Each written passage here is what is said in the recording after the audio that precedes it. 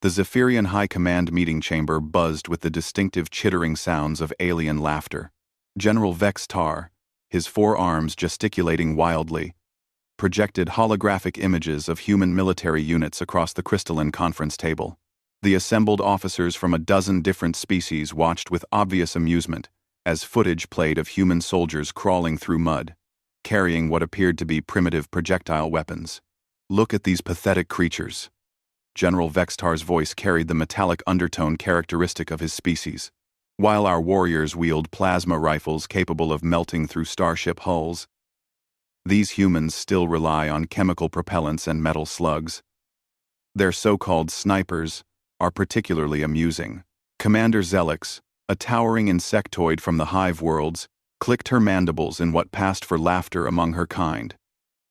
"I've reviewed their combat doctrine extensively. These human snipers hide for hours, sometimes days, waiting for a single shot. Meanwhile, our automated targeting systems can eliminate hundreds of targets in seconds."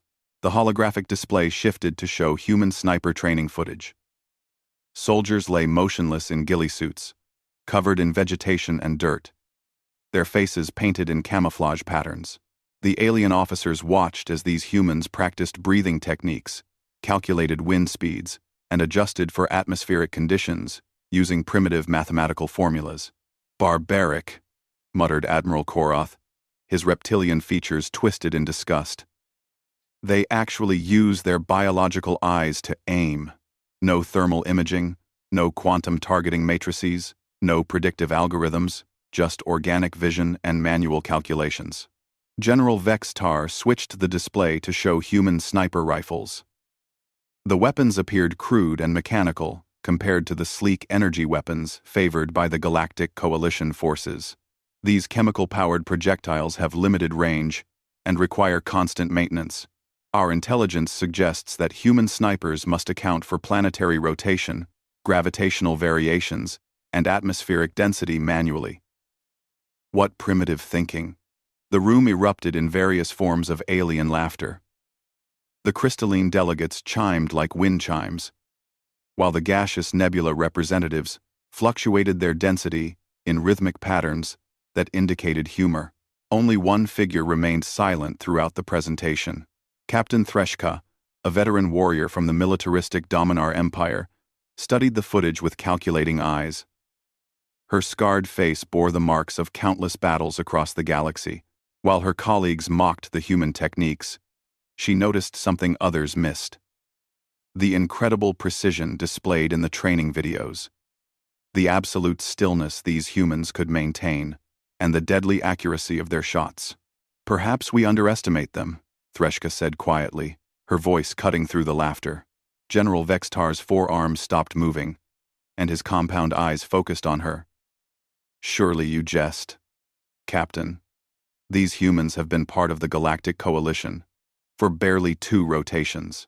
Their technology remains centuries behind ours." "Technology isn't everything," Threshka replied, her tone measured. "I've fought beings who relied too heavily on their advanced systems. Sometimes the simplest solutions prove most effective." Admiral Koroth hissed dismissively. "Captain Threshka, your caution is noted but unnecessary. Our invasion of the Outer Rim will proceed as planned. If these human colonies attempt resistance, our superior firepower will overwhelm them within hours." The meeting continued with detailed discussions of troop deployments, fleet movements, and anticipated resistance levels. The Coalition had decided that humanity's recent expansion into the Outer Rim violated several treaties, and a show of force was necessary to remind them of their place in the galactic hierarchy. "The humans have established 12 colonies across 6 star systems," General Vextar explained, highlighting the targeted worlds on the tactical display. "Our intelligence indicates minimal defensive capabilities. A few patrol ships, some ground-based defensive installations, and small garrisons of human soldiers." "What of their sniper units?" Captain Threshka inquired. The question drew more chittering laughter from the assembled officers. Commander Zelix's antenna twitched with amusement. "Our scans detected approximately 200 human soldiers designated as marksmen or snipers, across all 12 colonies. Against our invasion force of 50,000 troops equipped with the galaxy's most advanced weaponry, they represent no threat. General Vextar nodded agreement.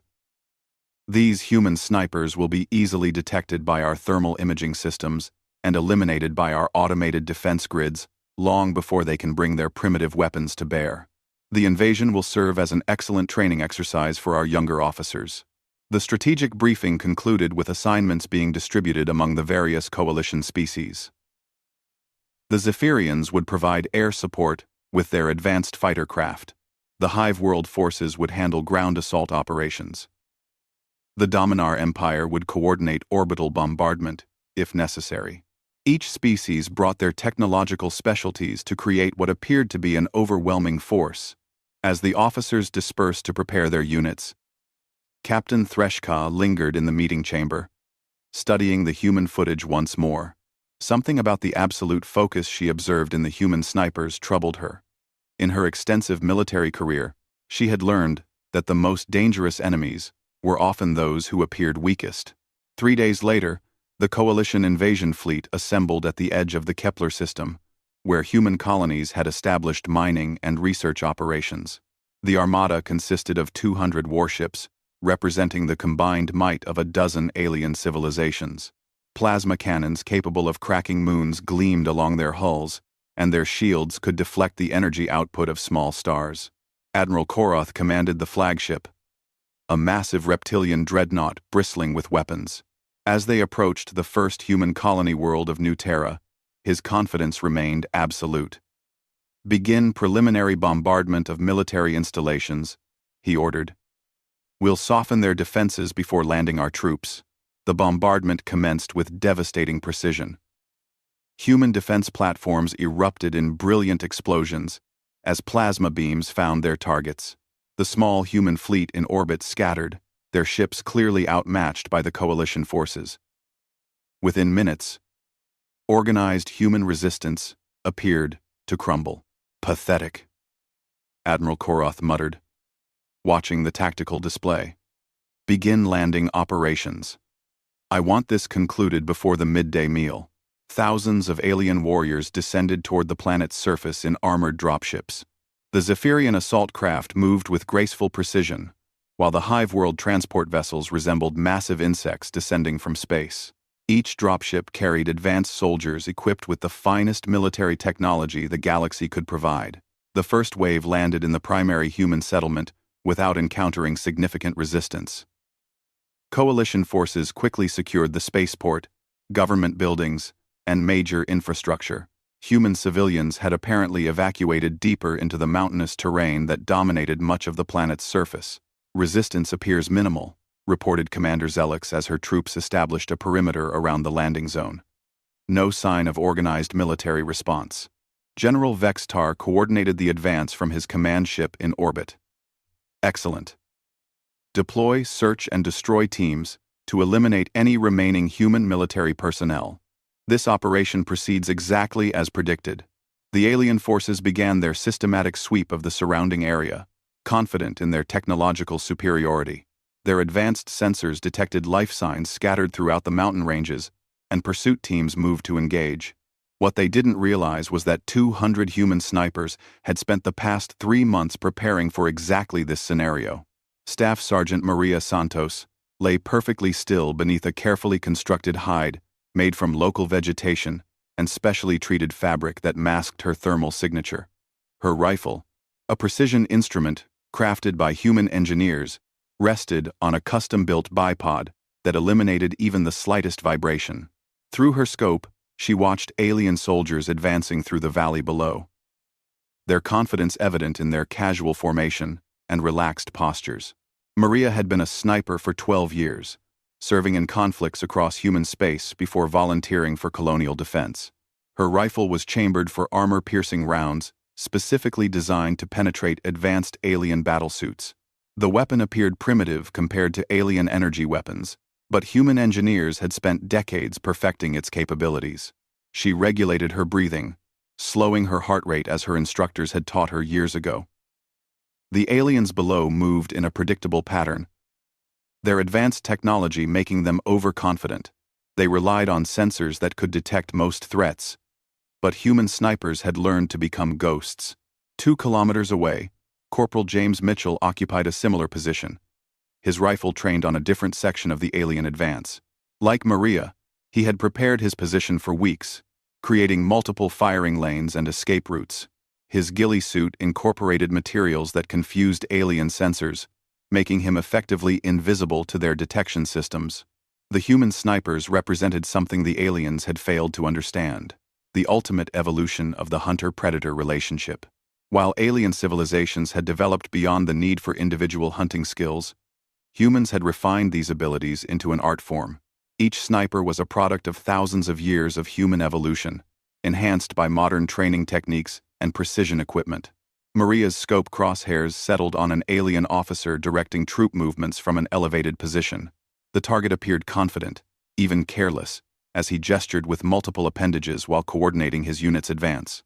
She calculated range, wind speed, and the slight gravitational differences from Earth that affected her bullet's trajectory. Her finger found the trigger, and she began the slow, steady squeeze that would send death across the valley. Around her, hidden throughout the mountain ranges, nearly 200 other human snipers prepared to announce humanity's presence in this war. The first shot shattered the morning silence like thunder across the mountain valley. Commander Xylos, a Zephyrian officer coordinating the sweep operation, never heard the sound that killed him. The armor-piercing round penetrated his advanced battlesuit's chest plate and eliminated him instantly, his 4 arms dropping the tactical display he had been studying. Maria Santos worked the bolt on her rifle with practiced efficiency, chambering another round while her first target collapsed. Through her scope, too, she watched chaos erupting among the alien forces below. Soldiers who had been advancing confidently now scrambled for cover, their sensors frantically trying to locate the source of the attack. 2 seconds later, Corporal Mitchell's rifle spoke from his concealed position across the valley. An insectoid hive world warrior attempting to establish communications dropped as the high-velocity round found its mark. The aliens' advanced targeting systems swiveled desperately, searching for threats their sensors couldn't detect. Within 10 seconds, 17 alien officers and communications specialists across the entire operational area had been eliminated by human snipers.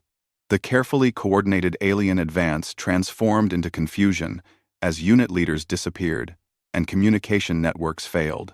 Soldiers who had relied entirely on technological superiority found themselves blind and leaderless. "Contact! Contact!" screamed a reptilian sergeant into his communicator. "We're taking fire from unknown positions. Multiple casualties. Request immediate support." General Vextar's voice crackled through the communication channel from orbit. "Clarify your situation. Our sensors detect no hostile units in your area. Sir, we've lost 17 personnel in the past minute. Precision shots, all targeting command personnel. We cannot locate the shooters." The general's 4 arms manipulated multiple control interfaces simultaneously. "Impossible. Deploy thermal imaging and motion detectors. These humans cannot hide from our technology." Doff. What the aliens failed to understand was that human snipers had been preparing for this engagement for months. Each position had been carefully constructed using materials that absorbed heat and disrupted electromagnetic signatures. The ghillie suits incorporated advanced fibers that mimicked local vegetation while confusing alien sensors. Most importantly, the humans had learned to become part of the landscape itself. Sergeant First Class David Park lay motionless in his hide, a masterpiece of camouflage engineering built into a natural rock formation. His position provided views across 3 valleys where alien forces had established their search patterns. Through his scope, he observed their growing panic as more of their officers fell to invisible attackers. David had served as a sniper for 15 years, participating in conflicts that had taught him patience beyond ordinary human limits. He could remain motionless for days if necessary, becoming one with his environment while waiting for the perfect shot. His rifle was a custom-built instrument capable of engaging targets at distances exceeding 3 kilometers. An alien officer emerged from behind cover, attempting to rally his scattered troops. David's crosshairs found the target's center mass, and he began the breathing technique that preceded every shot. His heart rate dropped to barely 50 beats per minute as his body entered the focused state that marked elite snipers. The shot connected perfectly, and another alien commander fell. Around him, David could hear the distant reports of other human snipers engaging targets across the mountain range. The aliens' technological advantage was useless against enemies they couldn't find. "Sir, we're being systematically eliminated," reported Commander Zelix from her position near the landing zone. "Every time one of our officers attempts to coordinate a response, they're killed by long-range fire. Our soldiers are beginning to panic." Admiral Koroth studied the tactical display from his flagship in orbit. The neat formation indicators that had shown organized alien units were now scattered across the map like scattered beads. "Deploy atmospheric fighters. Use thermal imaging to locate these shooters and eliminate them." 6 Zephyrian fighter craft descended through the atmosphere, their advanced sensors scanning the mountainous terrain. The pilots were confident that their sophisticated detection equipment would easily locate the primitive human positions. They flew methodical search patterns, studying every thermal signature and electromagnetic emission. What they found was nothing.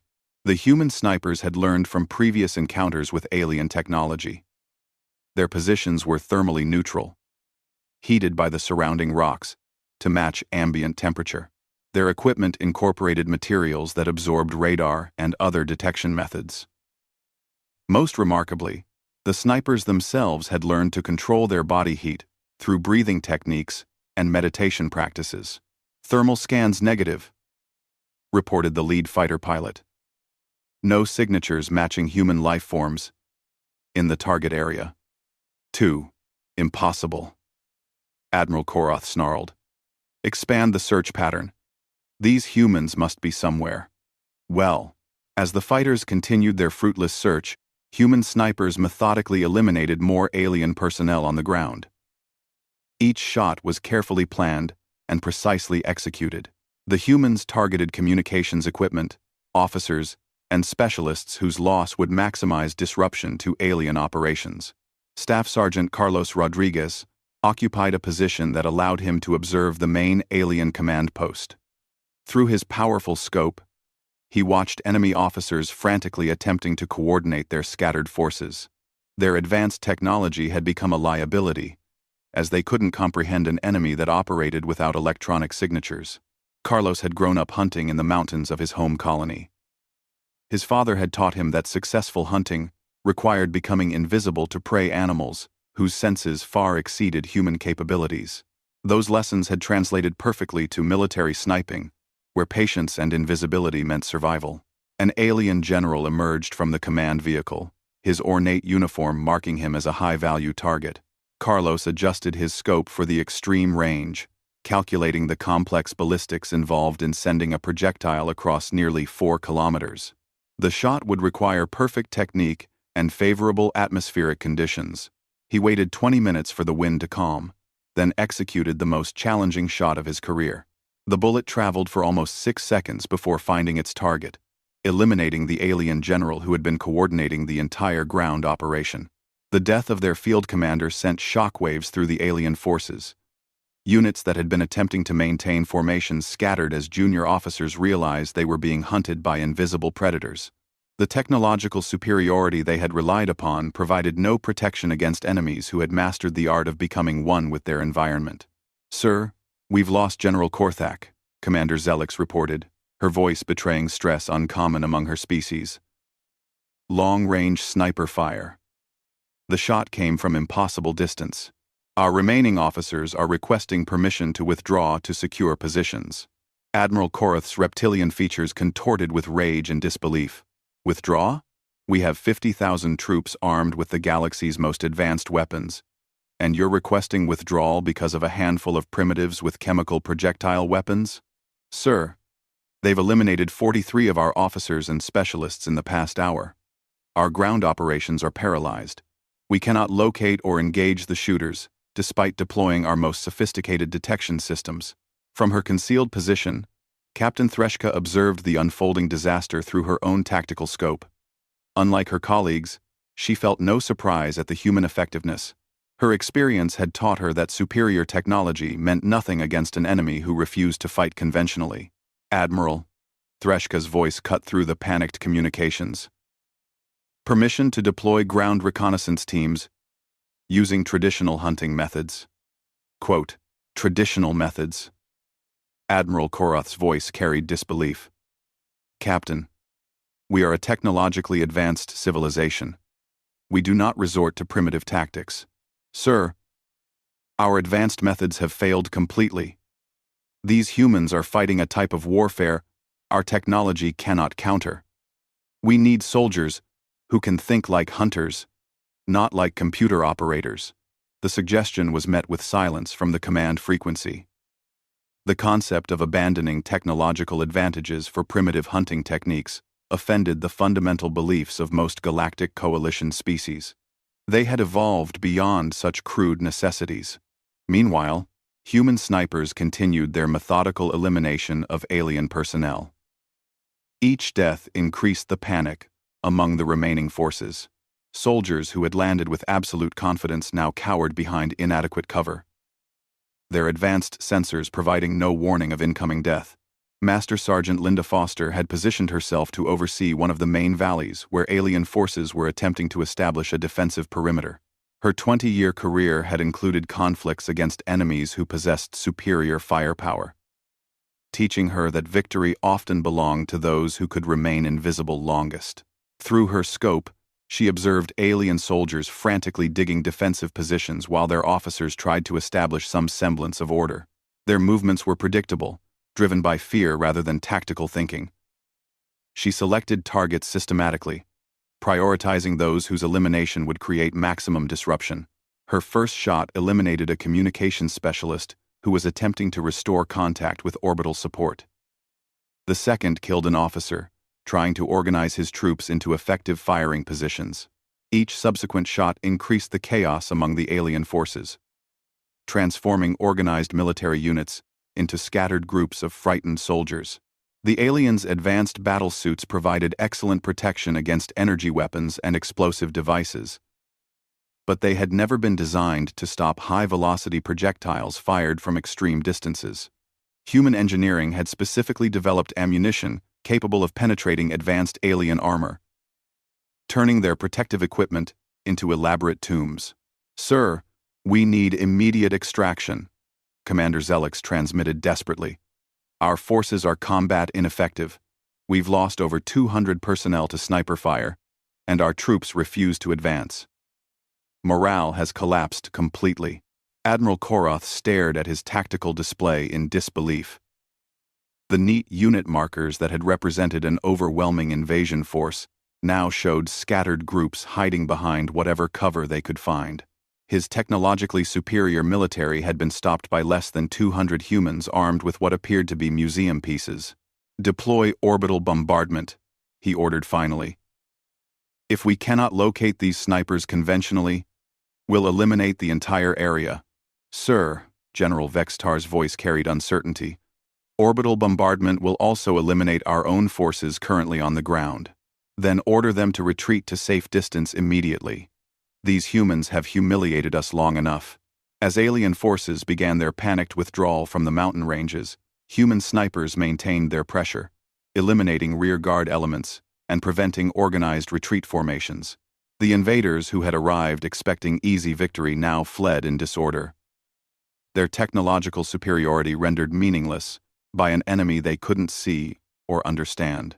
The withdrawal would leave behind equipment worth millions of credits and provide human defenders with intelligence about coalition capabilities.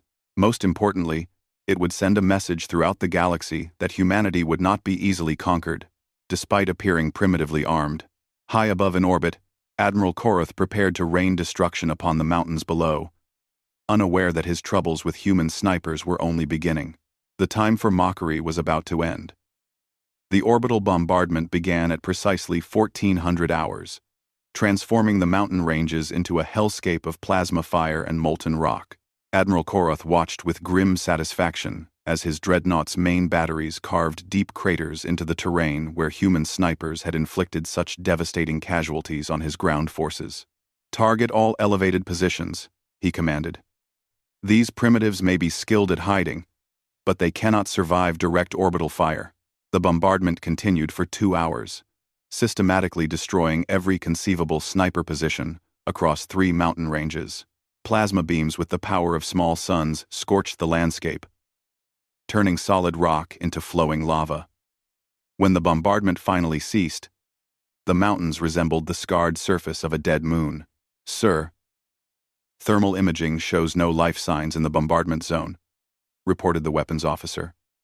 "All human positions have been neutralized." Admiral Korath allowed himself a moment of satisfaction.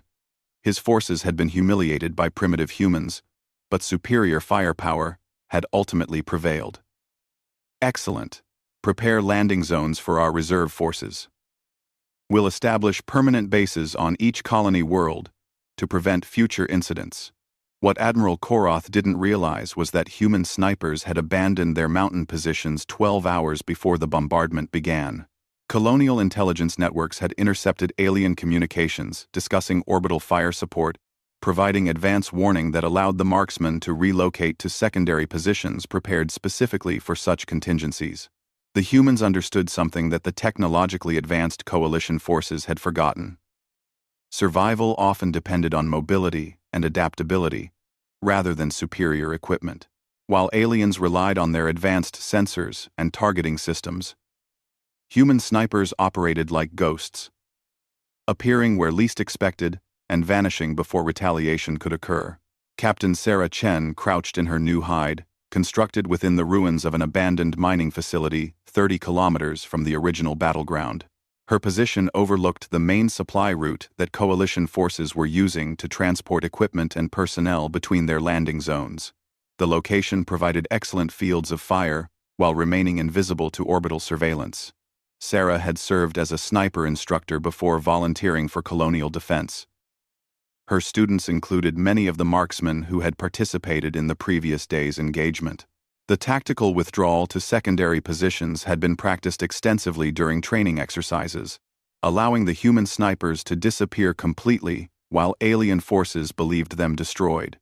Through her scope, Sarah observed a convoy of alien supply vehicles moving along the valley floor below.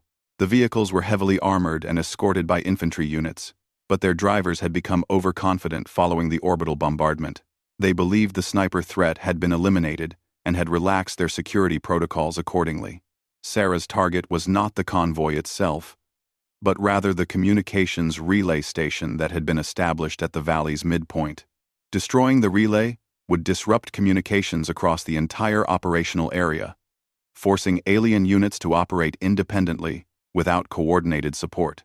The shot was technically challenging, requiring her to account for the target's elevation, atmospheric conditions, and the fact that she would be firing at sophisticated electronic equipment rather than biological targets. Sarah had spent years perfecting such precision shots, learning to place bullets with surgical accuracy. Her rifle discharged with a sharp crack that echoed off the surrounding hills. The armor-piercing round penetrated the communications array's protective housing and detonated the sensitive electronics within. The relay station erupted in sparks and smoke as alien communications networks across the region went silent. 40 kilometers away, Gunnery Sergeant Mike Torres was implementing his own phase of the human counterattack. His target was a forward ammunition depot that coalition forces had established to support their expanded operations. The depot was heavily defended, but human intelligence had identified a critical vulnerability. The alien defensive systems were designed to detect and engage incoming projectiles, vehicles, and energy weapons. However, they were not programmed to recognize the threat posed by a single human marksman firing from extreme range. The depot's automated defenses remained inactive, as Mike's bullet crossed nearly 5 kilometers to strike a fuel storage container. The explosion was visible from orbit. Secondary detonations rippled through the ammunition stockpiles, creating a chain reaction that destroyed months of carefully accumulated supplies. The blast was so powerful that it registered on seismic monitoring equipment throughout the star system. "Sir, we're experiencing coordinated attacks across all operational areas," Commander Zelix reported frantically. "Communications are down, supply depots are being destroyed, and our transport convoys are under constant harassment. The human snipers weren't eliminated by the orbital bombardment. Admiral Korath's reptilian features darkened with rage. Impossible. We destroyed every possible hiding place in those mountains. How are they still operational? 1. Sir. It appears they relocated before the bombardment began. Our intelligence suggests they may have prepared multiple position networks across the entire colonial region. The revelation hit the Admiral like a physical blow. These primitive humans had not only survived his most devastating attack, but had anticipated it and prepared accordingly. Their tactical sophistication exceeded anything in coalition military doctrine. Deploy hunter-killer teams, he ordered desperately. Small units with the best tracking equipment we possess. Find these snipers and eliminate them. The hunter-killer teams consisted of the coalition's most elite soldiers equipped with the finest detection technology available. Each team included specialists from multiple species, combining their unique sensory capabilities with advanced scanning equipment. They moved carefully through the terrain, following every possible lead. What they found was nothing. Human snipers had learned from decades of conflicts against technologically superior enemies. Their training included advanced fieldcraft techniques that made them nearly undetectable. They moved like shadows through terrain they had studied for months, using knowledge of local conditions that no alien force could match. Sergeant First Class Rachel Martinez had positioned herself to observe one of the hunter-killer teams as they searched a valley where coalition intelligence believed snipers were hiding. Through her scope, she watched the aliens methodically scan every rock formation and vegetation cluster, their advanced sensors sweeping for any sign of human presence. The irony was that Rachel lay less than 800 meters from the search team, completely invisible to their sophisticated detection equipment. Her position was a masterpiece of concealment, constructed using materials that confused alien sensors, while providing excellent fields of fire. She waited patiently as the aliens approached her general area. Their search pattern was thorough, but predictable, following standard military doctrine that assumed opponents would behave logically. What they couldn't comprehend was an enemy trained to think like a predator rather than a soldier. When the moment was perfect, Rachel fired a single shot that eliminated the team leader. Before the remaining aliens could react, she had moved to a secondary position 300 meters away. The hunter-killer team spent 4 hours searching for her original location, while she observed their futile efforts from complete concealment. This pattern repeated across the colonial region. Human snipers allowed alien search teams to approach, eliminated key personnel, then vanished like ghosts. The psychological impact on coalition forces was devastating. Soldiers who had begun the campaign with absolute confidence now questioned every shadow and movement. Sir, we've lost 12 hunter-killer teams in the past 6 hours, General Vextar reported, his forearms trembling with stress. The humans are systematically eliminating our most experienced trackers. Our troops are refusing to participate in search operations. Admiral Korath stared at his tactical display in disbelief. His overwhelming invasion force was being paralyzed by less than 200 humans armed with primitive weapons. The technological superiority that formed the foundation of coalition military doctrine had proven completely inadequate against this type of warfare. What do our tactical analysts recommend? He asked finally. Sir, analysis suggests these humans have developed warfare techniques specifically designed to counter advanced technology. They operate without electronic signatures, move using natural concealment, and strike from distances that exceed our standard engagement ranges. Captain Threshka's voice cut through the discussion from her position aboard a secondary command vessel. Admiral, I request permission to attempt a different approach. Speak, Captain. Sir, these humans are hunters. They understand predator-prey relationships in ways our advanced civilizations have forgotten. To defeat them, we need to think like prey animals rather than technological warriors. The suggestion was met with stunned silence. The concept of abandoning technological advantages to adopt primitive survival strategies contradicted everything the coalition military represented. Captain Threshka, Are you suggesting we abandon our technological superiority to engage in primitive hunting contests with these humans? Sir, our technological superiority has been rendered meaningless. These humans have found ways to neutralize every advantage we possess. We need tactics they cannot anticipate or counter. Before Admiral Koroth could respond, alarms began sounding throughout the fleet. Human colonial ships had emerged from hyperspace at the system's edge, moving to engage the Coalition forces. The vessels were smaller and less advanced than Coalition warships, but they carried something that would change everything.